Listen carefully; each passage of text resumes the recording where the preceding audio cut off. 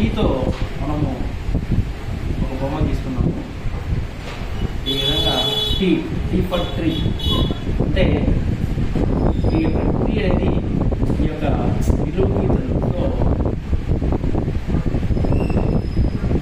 మొక్క వేరు భాగాన్ని అంటే చెట్టు యొక్క వేరు భాగాన్ని చేసుకుంటాం. తర్వాత ఈ విధంగా ఉంది ఇక్కడ కొమ్మ భాగం తర్వాత మనకి చెట్టుకి కొమ్మలు ఉంటాయన్నమాట. ఇవి ఇటువంటి వక్రరేఖలతో తీసుకోవాలి ఫ్రెండ్స్.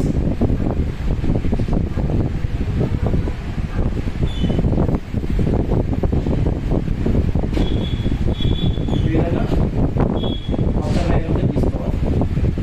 ఇప్పుడు మనం చూస్తుంటాం ట్రీ యొక్క ఈ కొమ్మ భాగానికి మనం ఇలా పక్షి గూడు కూడా తీసుకోవాలి ఫ్రెండ్స్.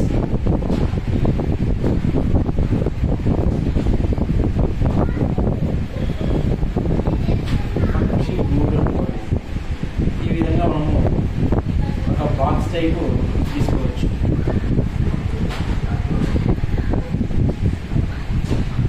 మనం ఇంకా పక్షి గూడుకి డీటెయిల్స్ కూడా వేసుకోవచ్చు ఫ్రెండ్స్.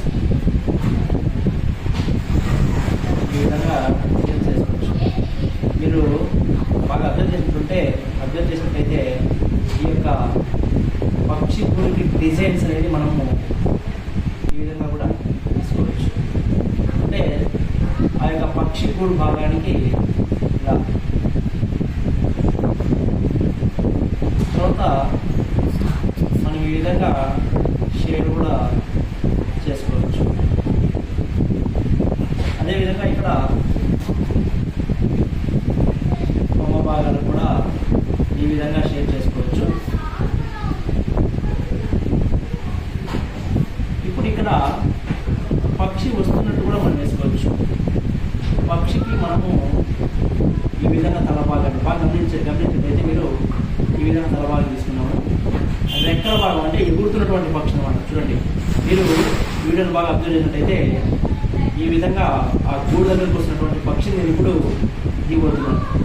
అంటే సింపుల్. ఇలా మీరు చూస్తూ ఉంటే మీరు కూడా సులభంగా గీయడానికి అవకాశం ఉంటుంది. అంటే ఎగురుతున్నటువంటి పక్షి ఎక్కడికి వస్తుంది, ఆ గూడు దగ్గరికి వస్తుందన్నమాట. ఈ విధంగా మనము తీసుకోవచ్చు.